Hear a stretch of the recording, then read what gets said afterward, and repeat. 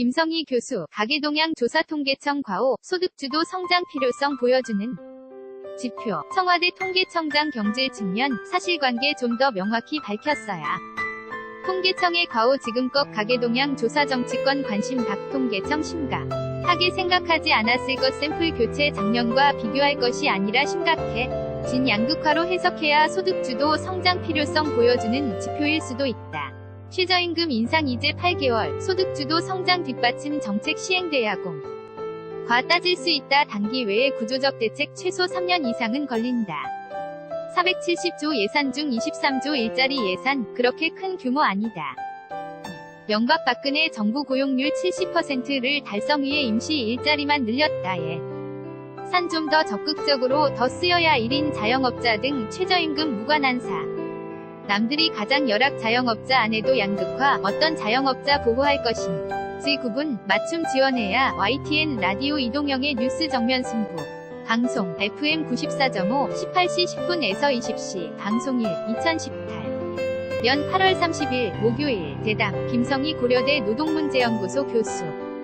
이동형 앵커, 이하 이동형, 통계청장 교체 여파, 계속해서 이어지고 있습니다. 표본 교체로 인한 신뢰도 논란은 통계청의 독립성과 중립성에 대한 의문으로 번진 상황이죠. 오늘 이 문제 관련 국회에서 토론회가 열렸습니다. 토론자로 참석한 고려대 노동문제연구소 김성희 교수 연결해 말씀 나눠보죠. 교수님, 나와 계십니까? 김성희 고려대 노동문제연구소 교수. 이하 김성희, 네, 안녕하세요. 이동형 지난 23일이었습니다.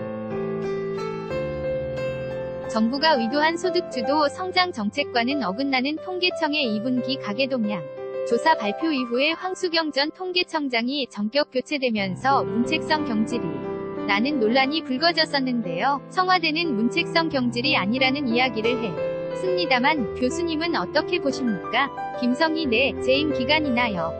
정황상 논란이 있었던 사실까지 봤을 때 문책성 교체다. 경질이죠. 그렇게 볼 수 있는 것이라고 생각합니다. 청와대가 굳이 오해를 살 수 있는 시기에 했는데도 불구하고 아니라고 할 필요는 없는 것 같고요. 사실관계를 조금 더 명확하게 밝혔다면 어땠을까 하고요. 그러나 제대로 된 대응을 하지 못했기 때문에 해야 할 소임을 충분히 하지 않아서 그것은 문제가 있다고 생각해서 바꾼다고 이야기하는 것이 맞다고 생각합니다. 이게 독립성이나 통계 조작의 우려까지 논란이 이어지는 것은 바람직하지 않다고 봅니다. 통계청은 매우 건조한 기관이거든요. 통계만 얘기하지 해석을 내놓지 않기 때문인데요. 오해를 살 수 있는 문제로 과잉 정치 논란이 벌어졌는데 거기에 대해서 적절하게 제때 해명하지 않았던 사실은 분명합니다. 통계청의 과오이기 때문에 거기에 대해서는 지나친 정쟁으로 비화된 것을 차단할 수 있는 기회를 제대로 역할을 못했다는 점에서는 따져볼 점이 있다고 볼 수 있습니다. 이동형 통계청장의 임기가 있는 것은 아니니까요. 김성희, 네, 그렇습니다. 이동형 그리고 인사라고 하는 것은 대통령의 고유 권한이고 또 통계청의 이번 통계에 대해서 잘못을 시인한 점도 있고 그렇기 때문에 청와대에서 굳이 경질이 아니다 말할 필요는 없고 다만 이것이 정치 논란으로 흐른 것은 문제다. 이렇게 정리하면 되겠네요. 김성희, 네, 그래서 통계청 가계동향 조사의 결과가 무엇 때문에 문제인지에 대해서 정확하게 밝히는 것이 필요했는데 하면서 여러 가지 논란이 더 될 수 있는 말들만 인용이 되다 보니까 사실관계를 밝히는 데 도움이 되는 얘기들은 빠지고 정쟁의 도구로 너무 지나치게 통계청이 과도한 관심을 받고 있는 것 같습니다. 이동형, 네, 알겠습니다. 그러면 문제가 된 통계에 대해서 살펴보죠. 통계조사 표본을 5,500가구에서 8,000가구로 늘리지 않았습니까?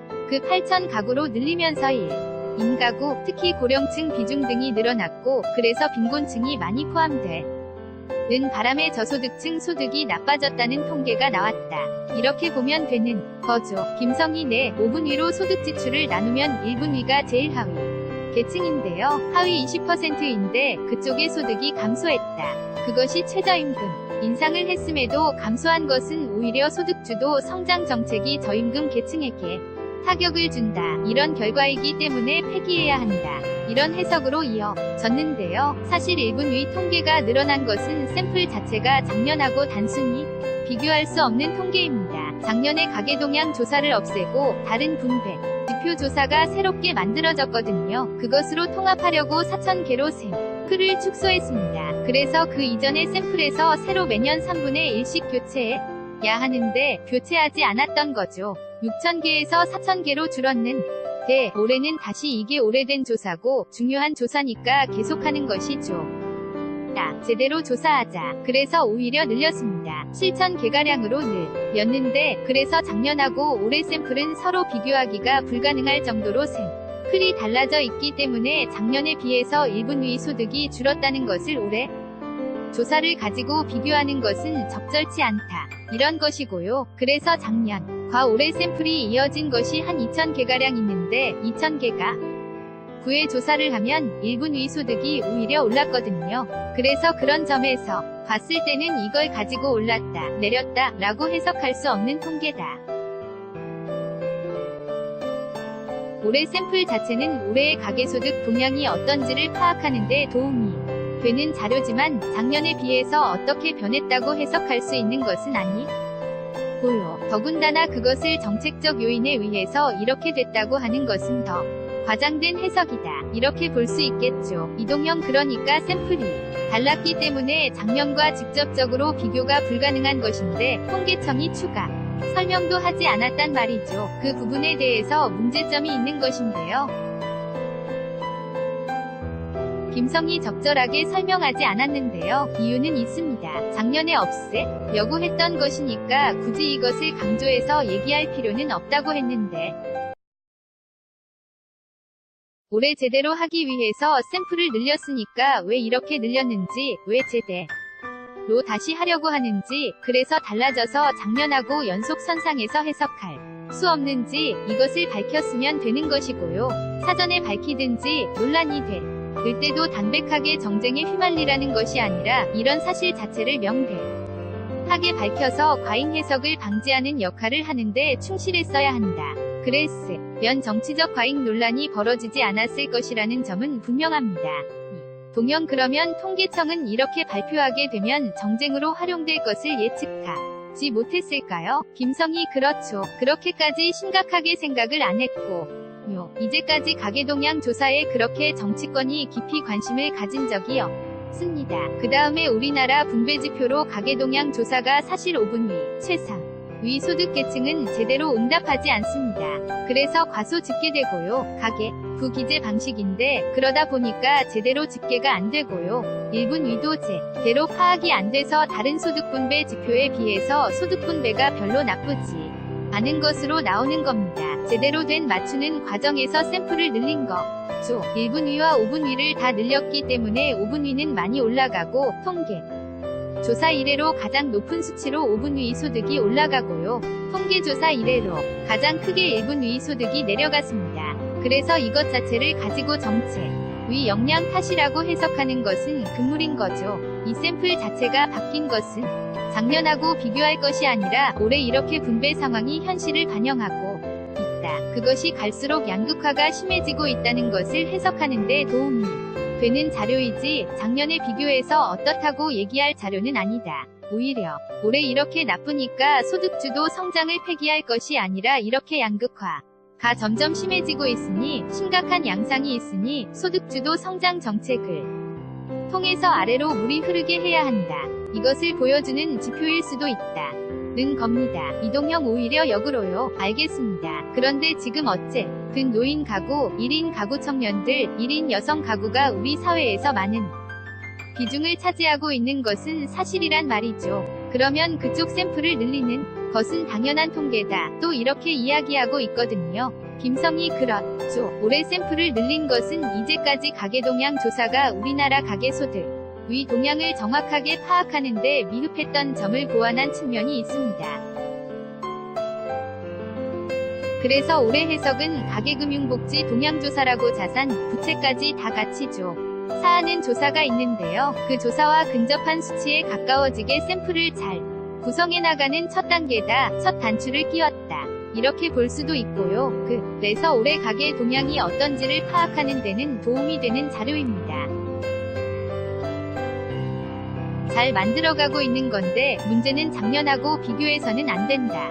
이런 거죠. 이동형 알겠습니다. 그러면 샘플을 늘린 것은 잘한 것이지만 그것을 작년과 그대로 비교한 것은 문제였다. 이렇게 결론 내리고요. 그러면 지금 야당에서 주장하고 있는 문재인 정부 들어서서 소득 분배는 악화 됐고 양극화는 더 심해졌다. 이런 주장에 대해서는 교수님 어떻게 보십니까? 김성희 네, 그것을 단순히 지금 가계동향 조사로 파악하기가 어렵습니다. 1년마다 하는 가계금융복지 동향조사가 오히려 그것을 잘 보여줄 수 있는데요. 곧 나오게 되면 그것으로 평가할 필요는 있다고 생각이 듭니다. 사실 정권이 출범하고 정책이 시행된 지가 얼마 되지 않았던 4분기나 4분의 2분기는 그 영향을 얼마나 받았을지에 대해서도 논란의 여지는 있습니다. 과연 문재인 정부 첫 해의 성과인지 과거에 누적된 결과인지에 대해서도 구별해서 평가하는 것이 필요한 대목이고요. 올해 연간 통계가 나오고 그랬을 때나 비교가 가능하고 또 내년에 똑같은 샘플로 조사 한 4분의 1분기 자료가 나오면 정말 그것은 비교 평가의 대상이 될 수 있다고 봅니다. 이동형 그러면 지금 정부에서는 소득주도 성장의 효과는 당장 나오지 않으니까 국민들이 조금 기다려줬으면 한다는 얘기를 하고 있는데요. 언제쯤 가시적인 효과가 드러날까요? 김성희 최저임금 인상 효과가 적용된 지가 이제 8개월 되어 가는 거죠. 결과가 나타나기에 어떤 영향으로 나타날 것인지 추이를 봐야 하는데요. 다른 최저임금 외의 소득 주도 성장을 뒷받침하는 복지제도 향상이나 노인 기초연금 향상 등 여러 가지 복지 제도가 있지 않습니까? 그런 정책은 아직 시행이 안 됐기 때문에 또 일자리 정책도 제대로 시행이 아직 안 되고 있습니다. 그 결과가 나오기는 이릅니다. 그런 것이 종합해서 영향을 미칠 때 우리가 소득주도 성장의 공과를 따질 수 있다고 생각합니다. 이동형 여러가지 지표가 나오고는 있습니다만 국민들이 보기에 이해가 안 되는 부분이 있는데요. 취업자 증가 수는 계속해서 감소하고 있다. 이렇게 얘기를 하는데 고용률은 또 높아졌다. 이런 이야기를 하거든요. 뭐가 다릅니까? 김성희 고용률이 높아진 것은 임시 일용직 등의 불안정한 일자리가 줄고 상용 즉 전부 다 정규직은 아니지만 정규직인 사람들이 많은 수를 차지하는 상용직의 비중이 늘어났고 그래서 임시 일용직의 줄어드는 비율을 상용직이 메꾸고 있습니다. 그래서 고용률은 유지되고 있고 일부 상승되기도 했었습니다. 그런 반면에 취업자 수 증가 추세는 작년에 비해서 낮아진 것인데 인구 요인도 분명히 있습니다. 첫 번째 영향을 미쳤습니다. 모두를 설명할 수는 없지만요. 내수 경기 부진 등의 요인도 작용했던 것이 있을 수 있고요. 최저임금의 영향이 어떻게 작동했는지는 일부 정황 증거 외에 정확하게 나온 것이 없는데 일부 영향을 줬을 수도 있는데요. 최저임금으로 인한 소득 향상이 반대급부로 고용을 늘리는 효과가 발휘되기에는 아직 영향이 부족하기 때문에 최저임금의 종합적 평가는 미정이다. 이렇게 볼 수 있겠죠. 이동형 교수님, 노동 문제 전문가시니까요. 지금 정부가 내년도 정부 예산에 신중년 일자리를 위한 예산을 편성했단 말이죠. 신중년이라고 하는 게 아마 5060세대를 뜻하는 것 같아요. 이제는 100세 시대라고 하니까요. 이 사람들의 일자리가 없다면 상당히 노년을 불행하게 살 수밖에 없으니까 아마 여기에 예산을 편성한 것 같은데 정부 단기간에 산만으로 5060세대들이 취업을 하면서 생계 걱정하지 않을 수 있는 건 조금 어렵지 않습니까? 근본적인 대책이 필요할 것 같은데요. 김성희 네, 사실 단기적인 예산을 투입해서 일자리를 만들어내는 것 외에 구조적인 대책은 직업전환 교육을 통해서 새로운 유망한 일자리에 옮겨가게 하는 건데요. 그런 정책은 사실 1년 이상 걸리는 정책이고 최소 3년 이상은 걸린다고 할 수 있는 구조적인 대책입니다. 그런데 당장의 문제를 풀기 위해서는 사실 그들의 소득을 지지할 수 있는 방법으로 그나마 재정을 적게 소유하고 도덕적 해이를 줄일 수 있는 방법이 일자리를 찾아주고 일자리를 매칭하는 데 돈을 쓰는 방법이겠죠. 그런 대책을 쓰는 것은 중년도 필요하고 청년층도 필요하고 여성층도 필요하고 취약계층의 위가 자꾸 넓어지고 있는데요. 이들을 대상으로는 이런 정책은 어느 역대 정부도 써왔는데요. 그것이 제대로 효과적으로 사용되느냐에 초점을 두고 평가해야 한다고 봅니다. 이동형 여러가지 좋은 말씀 해주셨는데요. 내년 예산 가운데 일자리 예산만 23조란 말입니다. 재정을 투입해서 자리를 만든다는 건데 공공일자리요. 그런데 결국은 민간에서도 이런 정부 위지를 받아들여야 일자리가 늘어날 것 아닙니까? 공공만 해서는 안 되잖아요. 김성희 네, 사실은 지금 공공부문 일자리 늘리는데도 논란이 되는데 민간 부문의 일자리를 그저 안 만들어주거든요. 투자가 이루어져도 안 되고 고용이 늘지는 않고 투자도 잘 발생하지 않습니다. 거기 재고용을 유도하기 위해서는 지원을 주지 않고 조금 더 강력한 처방을 쓰면 만들어질 수도 있는데 민간 기업의 개입이라고 해서 사실 차단되어 있는 상태죠. 그래서 공공부문에서도 우선 효과를 가지고 일자리를 만들어 보겠다는 발상인데요. 내년 예산 460조가 넘는데 거기에 23조면 사실 일자리 예산으로 그렇게 큰 규모는 아니다. 이제까지 우리가 일자리 예산을 많이 안 써왔다는 거고요. 이명박 정부 때 인턴제도 그리고 박근혜 정부 때는 시간 선택제 일자리라고 해서 단시간 일하는 일자리를 늘려서 고용률 70%를 달성한다. 이렇게 고용을 창출한다고 하면서 임시적인 일자리만 늘렸거든요. 그런 것보다 조금 더 오랫동안 일할 수 있는 일자리 예산을 제대로 쓰는 방법은 필요하다고 생각되고 예산은 오히려 조금 더 적극적으로 더 쓰여야 하는 것이 아닌가. 고용 절벽이라고 하는데 사실 일자리 예산이 5% 밖에 안 된다는 것은 그만큼 쓸 여지가 있다는 오히려 얘기해주는 것이 아닌가 이렇게 생각합니다. 이동형 네, 마지막으로 하나만 더 여쭙겠습니다. 오늘 소상공인 단체들이 시위도 했어요. 우리도 국민이 라면서 역시 최저임금 인상에 대해 시위한 것 같은데요. 차등 적용에 달라 이런 이야기도 하고요. 정부가 여러 가지 정책을 내놨습니다만 소상공인들은 만족하지 못한 것 같거든요. 이 문제는 어떻게 풀어야 할까요? 김성희 사실 구조적 대책, 갑질 근절이 구조적 대책의 핵심일 건데요. 대기업 갑질, 프랜차이즈 본사의 갑질, 건물주의 갑질, 이런 문제를 푸는 데에 대해서 조금 더 능동적이고 적극적인 조치가 이루어지지 않은 것은 사실인 것 같습니다. 여러 가지 법률도 계속 통과가 안 되고 있는 것도 사실이고요. 또 하나 방법은 최저임금 인상으로 인한 비용의 증가를 인건비 증가를 지원 정책으로 해결해 주는 것인데요. 고용보험 가입 조건 때문에 별로 실제로 많이 이루어지지 않는 것은 아직까지 완전히 공식적인 고용체계가 구축되지 않은 현실을 어떻게 반영하느냐 하는 점에 대해서 정이 필요하다고 생각들고요. 사실은 최저임금의 영향을 받는 고용인이 있는 자영업자는 오히려 고용이 늘어났는데 고용이 없는 자영업자가 줄어들고 있습니다. 우리나라 자영업자 규모가 많은데 구조조정 국면에 계속 있는 것이죠. 이분들은 자영업자 대책으로 지원하는 것만이 아니라 노동자의 하는 사회적 보호 체계 안에 근로기준법에 의한 보호가 가장 강력한 것이니까 그것을 적용될 수 있는 체계로 편입해서 흡수하는 방법을 적극적으로 고려해야 할 때가 됐다고 생각합니다.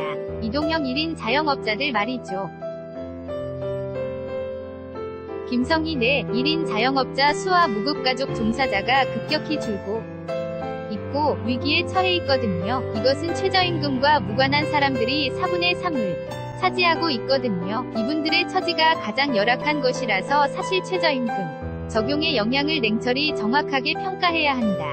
누구를 어떻게 보호할 것인지, 어떤 자영업자를 어떤 방식으로 보호해야 할 것인지에 대한 부분에서 맞춤형으로 지원되도록 하는 방법으로 평가해야 한다고 생각이 들고요.